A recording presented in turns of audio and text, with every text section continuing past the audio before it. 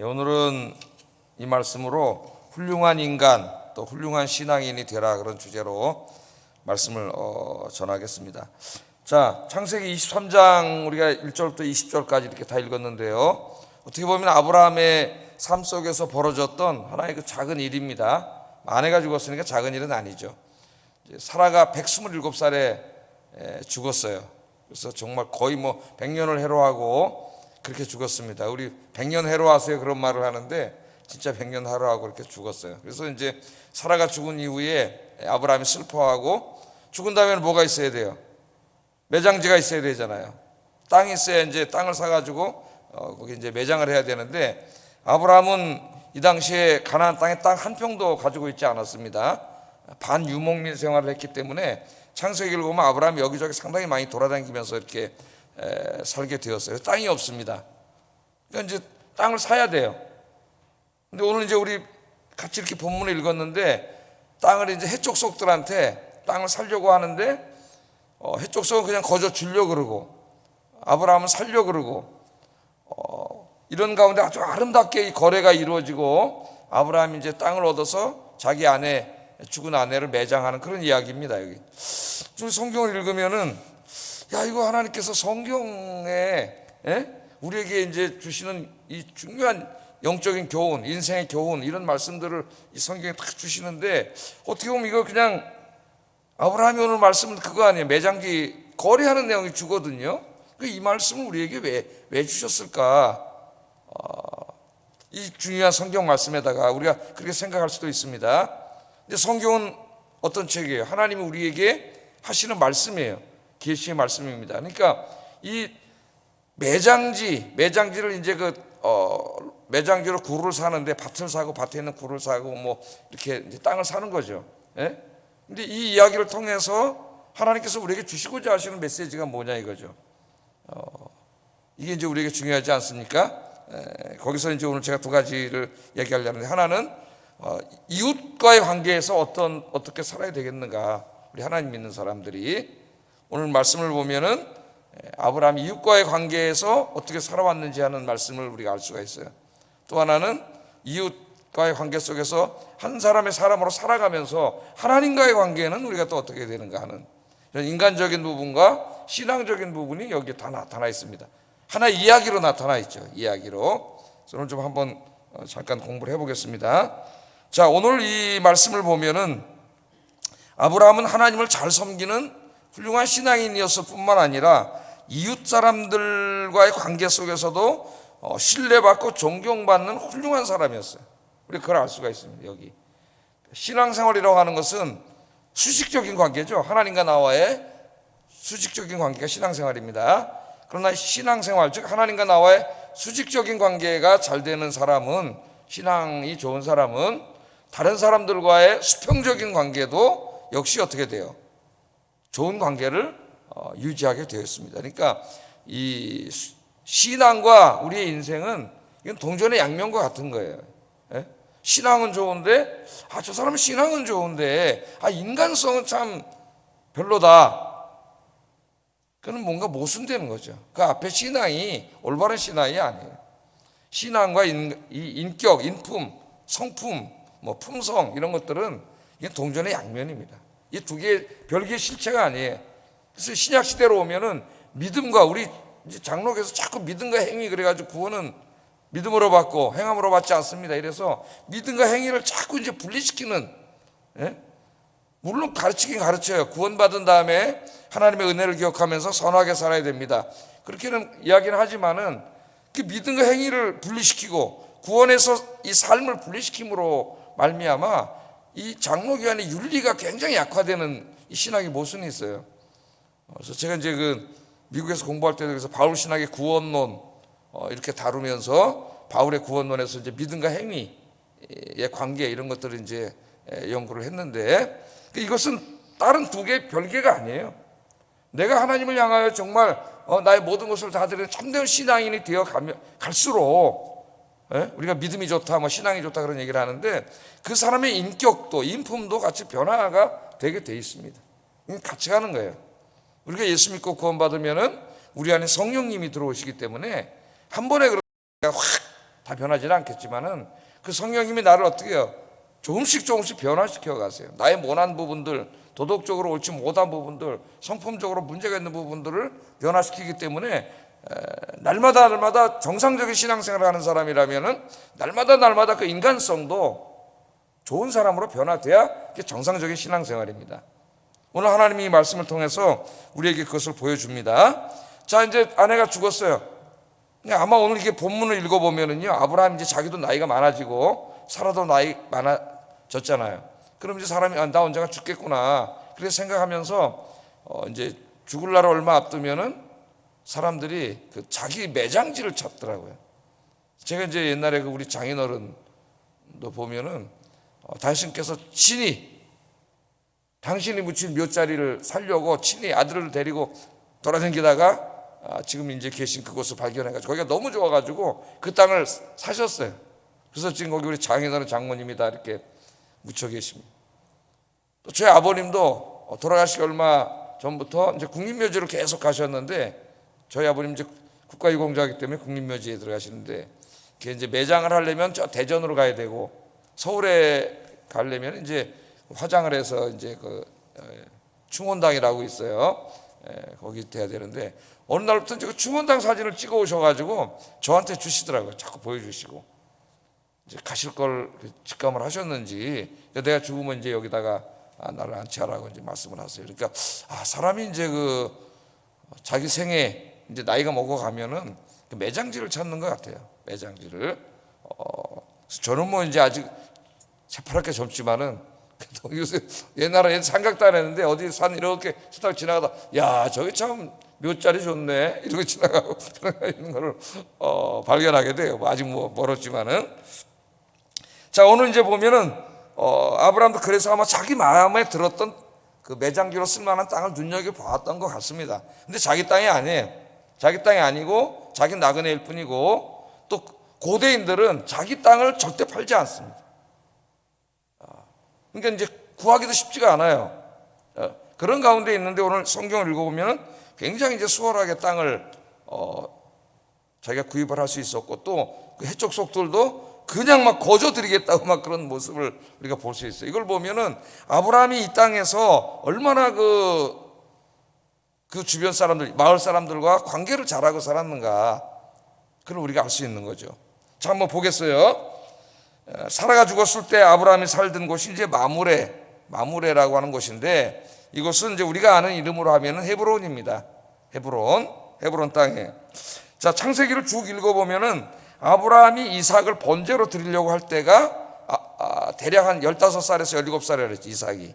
그럼 계산하기 쉽게 17살이라고 한번 생각을 해봅시다. 그리고 이제 거기서 죽은 다음에 베엘세바에서 아마 헤브론으로 이사 온 것 같아요. 그게 이제 얼마나 기간이 됐는지에 따라서 이제 좀 기간이 달라질 수 있지만은 금방 이사로 온 것 같습니다. 그리고 이제 127세에 사라가 죽었어요. 그럼 사라가 몇 살에 낳았어요? 이삭을 90살에 낳았죠.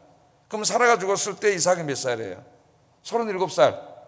그러면 17살 때 만약에 이사를 했다 그러면은 헤브론에 와서 한 20년 정도 산 거고 번제 사건 이후에 조금만 1년 더 살다가 이사 왔다 그러면 한 뭐 17, 18년 산 거고 대략 한 20년 정도 살았다고 보여져요.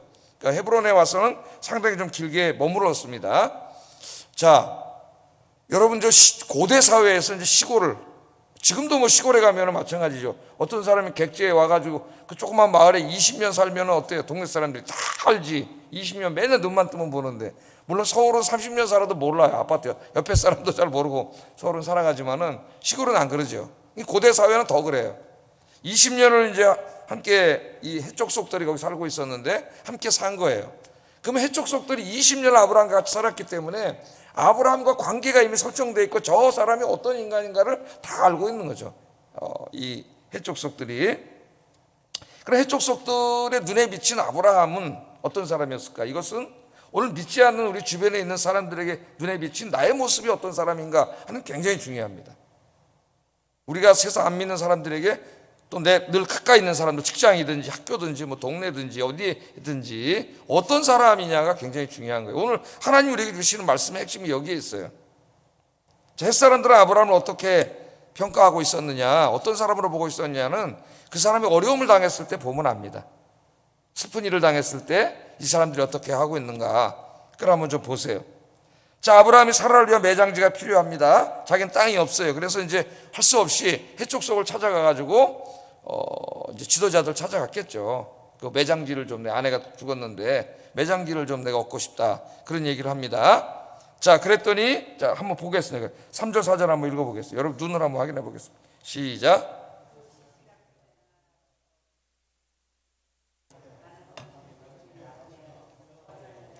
당신들 중에서 내게 매장할 소유지를 주어 내가 나의 죽은 자를 내 앞에서 내어다가 장사하게 하시오 하고 가서 이제 땅을 부탁을 하는 거예요. 근데 아까 내가 뭐라 그랬어요? 고대인들은 땅을 팔지 않아요. 특별히 누군지도 모르는, 뭐 20년 살았지만은 외지에서 들어온 사람 아닙니까? 이제 땅을 달라 그러는데, 여기 보면 아브라함이 자기를 뭐라고 부릅니까?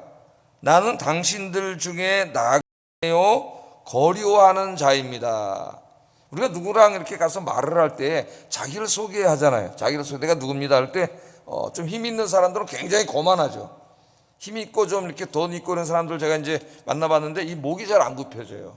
진짜로 목을 굽히지 않습니다. 허리도 이렇게 딱 악수하면서 기분 굉장히 나쁘죠. 이렇게. 자, 그런데 오늘 이 아브라함이 가서 뭐라 하냐면 나는 당신들 중에 나그네요 거류하는 자에 불과합니다, 이런 얘기예요. 그러니까 이 거류하는 자는 고대 사회에서 이 타지에 거하는 외국인들을 말하는 것이고, 나그네는 거류자보다도 더 대접하지 못하던 주변 사람들을 말하는 거예요. 그러니까 자기를 햇사람에게 가서 이야기할 때 굉장히 낮춘 거예요. 겸손하게 표현한 거죠. 예? 사실 아브라함은 굉장한 사람인데 굉장히 낮추고 겸손하게 자기를 표현하고 있습니다. 여기서 우리는 아브라함이 사람을 대하는 태도를 배우게 돼요. 태도를. 아브라함은 굉장히 겸손하고 공손하고 예의 바른 사람입니다. 이 세 단어가 오늘 중요해요. 겸손, 공손, 예의. 이게 우리 그리스도인들에게 세 가지가 굉장히 중요하죠. 그래서 아브라함은 햇 사람들과 대화를 할 때 자신을 한껏 낮추고 예의를 갖추어서 공손한 태도로 말을 합니다. 또 오늘 계속 보세요. 오늘 본문을 7절과 12절을 보면은 햇사람과 이야기할 때 몸을 굽혔다는 표현이 두 번이나 나와요. 7절에도 보면은 아브라함이 일어나 그 땅 주민 해쪽 속을 향하여 몸을 굽히고 이렇게 나오죠. 12절에 보면은 아브라함이 이에 그 땅의 백성 앞에서 몸을 굽히고. 그러니까 지금 아브라함이 해쪽 속을 찾아가서 매장지를 하나 부탁할 때 하는 태도를 보세요. 저는 이 땅에 거하는 나그네요 우거하는 자에 불과합니다. 자신을 굉장히 낮추는 표현으로 이야기를 하면서 몸을 연신 굽히면서 그렇게 이제 부탁을 하는 거예요. 그런 태도로 이야기를 하고 있는 것입니다. 자, 일반적으로 이런 태도는 힘이 없는 사람이 힘이 좀 있고 권력 있는 사람 찾아가서 뭔가 좀 일을 부탁할 때 하는 태도예요. 아브라함이 이제 예를 들면 굉장히 약하고 해쪽 속들은 강해. 그 땅을 도저히 얻을 수가 없기 때문에 찾아가서 정말 저 힘센 사람의 자비를 구할 때만 저는 막 당신의 종밖에 안 되오나 그냥 굽신굽신하면서 땅 조금만 주시면, 이럴 때 하는 태도입니다. 이게 이 태도가 지금. 그런데 아브라함이 그렇게 힘이 없는 사람인가요? 우리 창세기 쭉 읽어왔잖아요. 그랄 땅에, 블레셋 땅에 살 때 아비멜렉이 아브라함을 두려워했습니다. 생각나시죠? 아브라함이 이 종들도 많고 군사력도 센 거죠. 이렇게 힘이 세고 거부이기 때문에 두려워해서 자기 군대 장관을 데려와서 아브라함하고 뭘 맺으려고 했어요? 평화조약을 맺으면서 우리 조약을 맺고 당신이 절대로 우리 쳐들어오면 안 됩니다. 공격하면 안 됩니다. 이 조약을 맺을 정도니까 20년을 거기 살았는데 그냥 한 사람이 아닌 거예요. 엄청나게 많은 종들을, 거의 군대에 버금가는 그런 종들을 거느리고 있는 막강한 사람입니다. 블레셋 왕이 두려워할 정도의 힘을 가진 사람이에요. 그런데 이 힘을 가진 사람이 지금 해쪽 속을 찾아와서 대할 때는 굉장히 어떻게 해요? 굉장히 겸손한 거죠. 자기를 보고 굉장히 겸손하게 그렇게 이야기를 하고 있는 거예요. 그러니까 이것이 지금 당장 요 무슨 땅 하나 얻으려고 일시적으로 그렇게 이제 정치적으로 그렇게 한 게 아니라 20년 동안 아브라함은 항상 그 바깥에 나가서 사람들을 만날 때 이런 예의 바르고 공손하고 겸손한 태도로 사람을 만나고 대한 거예요. 좀 이따 살펴보겠지만은 그런 아브라함을 보면서 굉장히 우리보다 세고 어쩜 우리가 두려워해야 될지도 모르는 그런데, 예? 저 사람이 우리를 대할 때는 굉장히 자신을 낮추고 겸손하고 예의가 발라요. 그래서 이 해쪽 속들이 아브라함을 존경했던 것 같습니다. 좋아하고 존경했던 것 같아요. 특별히 오늘 여기 굉장히 중요한 것을 우리가 배우게 되는데, 우리가 어떤 사람과 대화를 나누거나 토론을 하거나 아니면 어떤 거래를 하거나 국가 간의 외교를 하거나 이럴 때 이제 중요한 게 뭐냐면 그 사람이 하는 말, 그 말의 내용이 맞느냐 안 맞느냐도 중요하지만 그것보다 더 중요한 것은 그 말하는 사람의 태도입니다. 태도. 그 사람이 아무리 옳은 말을 하더라도 태도가 불량하면 마음이 다쳐요, 상대방이. 그래서 그 말을 듣지 않습니다. 그래서 제가 늘 말하잖아요. 외교에서 제일 중요한 거는 그 사람들이 가지고 온 외교적인 아젠다가 아니라 어디서 다 판가름 난다 그랬어요. 예? 그 사람을 어떻게 영접하느냐에 따라 다 판가름 나요. 그 사람이 공항에 내릴 때 기분이 나쁘면 외교는 끝입니다, 거기서. 예? 그러니까 그 의전이 굉장히 중요한 거예요. 우리도 마찬가지예요. 어떤 사람은 내가 말한 게 뭐가 틀렸어, 내 말이 맞는데, 예? 이게 뭐가 맞지? 근데 가만히 들어보면 저 사람 태도가 불량해요. 저런 태도로 말을 하면 상대방 기분이 나빠져가지고 그 다음부터 마음을 닫아요. 그래서 그 내가 하려는 말의 내용과 논리도 중요하지만은 그것보다 더 중요한 거는 말하는 사람의 공손하고 겸손한 태도입니다. 예의 바른 태도. 그게 무너지면은 다 무너지는 거예요. 아무 듣지 않아요. 그 다음부터는 기분이 상하면은 듣지 않습니다. 옳고 그러면 끝난 거예요, 거기서. 근데 오늘 아브라함을 보면은 원래부터도 저런 사람인지 알았지만 정말 겪어보니까, 직접 대화를 해보니까 너무나 훌륭한 분이야. 힘도 있고 막 권력도 있고 돈도 있고. 그런데 그 사람이 겸손해 보세요. 그 사람이 이 세상의 작은 자들을 대할 때 너무나 정말 인간적으로 겸손하고 공손하게 예의를 갖춰서 대한다고 생각해 보세요. 그럼 존경을 받아요, 사람들이. 예? 다 좋아하고. 그런데 그걸 못해. 인격이 그렇게 안 되기 때문에 사람들이. 자, 5절 6절 한번 읽어보겠습니다. 5절 6절 시작. 해족속이 아브라함에게 대답하여 이르되 내 주여 들으소서. 당신은 우리 가운데 있는 하나님이 세우신 지도자이시니 우리 묘실 중에서 좋은 것을 택하여 당신의 죽은 자를 장사하소서. 우리 중에서 자기 묘실에 당신의 죽은 자 장사함을 금할 자가 없으리이다. 자, 보통의 경우라면 이렇게 이제 힘없는 사람들이 와서 막 사정하면 거만하게 딱 앉아가지고 그래? 왜 너를 불쌍히 여기노라, 뭐 이 정도 대화가 나와야 될 것 같은데, 이 상대가 나와서 몸을 2번이나 굽히고 자기를 그 사회 최하층 사람들에게 대하면서 겸손하게 낮추고 이야기하는데 상대방은 뭐라 그래요? 해족속은 뭐라 그래? 아브라함한테 내 주여. 아브라함을 주라고 부르고 있습니다. 지금 주라고. 내 주여 들으소서. 그러면서 당신은 하나님이 세우신 지도자이십니다. 아니, 당신이 나그네라니요, 우거하는 자라니요, 무슨 그런 소리를 하십니까? 예? 당신은 주님이시고 주인이시고 하나님이 세우신 지도자입니다. 그렇게 표현을 하고 있어요. 아브라함 한껏 낮추면서 몸을 굽히고 있는데 저쪽 아이고 왜 이러십니까? 그런 거 있죠, 우리. 아이 왜 이러세요? 그런 거 있죠. 예? 그렇게 이야기를 하고 있어요. 그러니까 이 표현을 보면 해족속 사람들이 이 해족속이 아브라함을 존경하고 있다는 걸 알 수 있어요. 존경하고 굉장히 좋아하는 사람이었다. 하나님이 지금 이거 왜 이 말씀을 한 장에 걸쳐서 우리에게 하고 있을까요? 지금 하나님 믿는 사람들이 세상에 나가서 그런 사람이 돼야 된다는 거예요. 그런 사람이 항상 예의 바르고 공손하고 겸손하고 그런 사람이 되어서 안 믿는 사람들로부터, 안 믿는 사람들이 참 기독교인, 하나님 믿는 사람들 그러면 참 좋아하고, 저 기독교는 굉장히 훌륭한 사람들이야, 저 사람들은 인격적으로도 훌륭하고 겸손한 사람들이야, 굉장히 예의가 바른 사람들이야, 그렇게 아브라함처럼 그런 사람이 돼야 된다는 거예요. 고린도전서 13장에 보면 사랑에 대해서 여러 가지 이제 데피니션을, 정의를 얘기할 때 사랑은 무례히 행치 아니하며, 난 그 말이 참 좋아요. 사랑은 무례히 행치 아니하며. 예? 우리가 서로 살아가면서 예의를 어기면 그게 무례해지는 거죠. 예?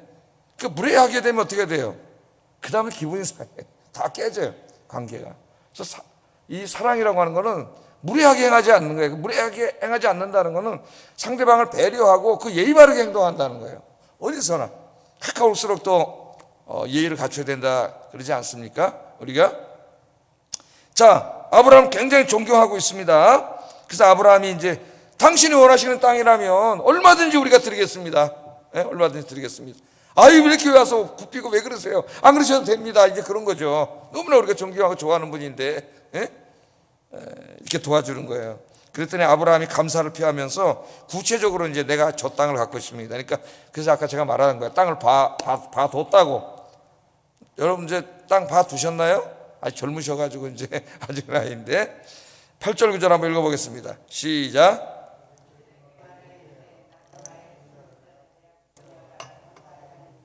당신들의 뜻일진데 내 말을 듣고 나를 위하여 소알의 아들 에브론에게 구하여 그가 그의 밭머리에 있는 그의 막벨라굴을 내게 주도록 하되 충분한 대가를 받고 그 굴을 내게 주어 당신들 중에서 매장할 소유지가 되게 하기를 원하노라 하매.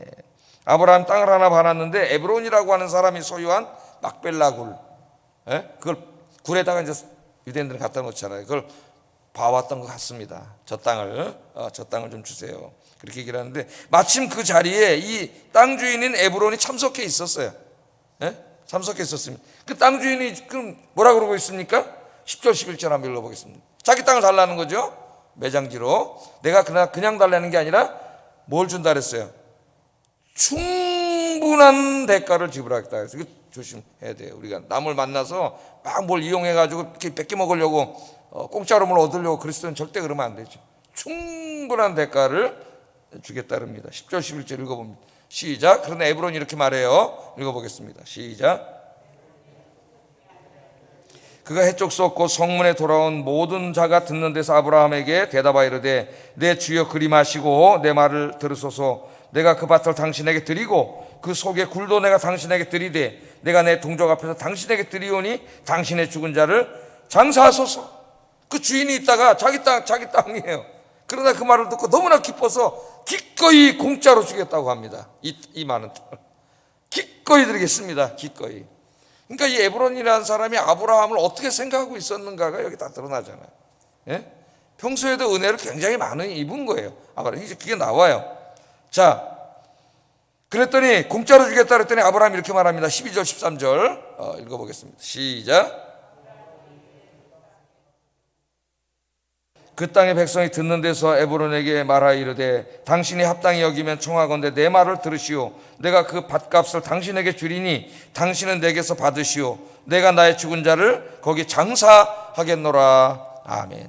공짜로 준다니까. 아닙니다. 다시 어떻게 아브라함이 다시 몸을 또 굽히잖아요.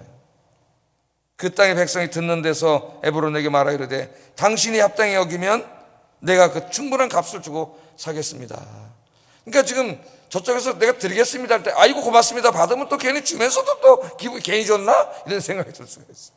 근데 아브라함은 또 몸을 굽히고 공짜로 받지 않겠다고 대가를 지불하겠다고 계속 이렇게 얘기하는 이 아름다운 관계라는 건 혼자만 되는 건 아니에요. 상대가 있는 거죠.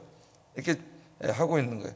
제가 이제 여기 목사다 보니까 요 밑에 옛날에 미장원이 있어서 지금 없어졌는데 그분이 다른 교회 이제 집사님이시고 여전도사님이 되셔서 미장원을 간두셨어요. 근데 가면은 돈을 안 받으려래요. 우리 교인도 아닌데. 그래갖고 내가 돈을 안 낸 적이 한 번도 없습니다. 돈을 안 받으면 내가 다음에 못 옵니다.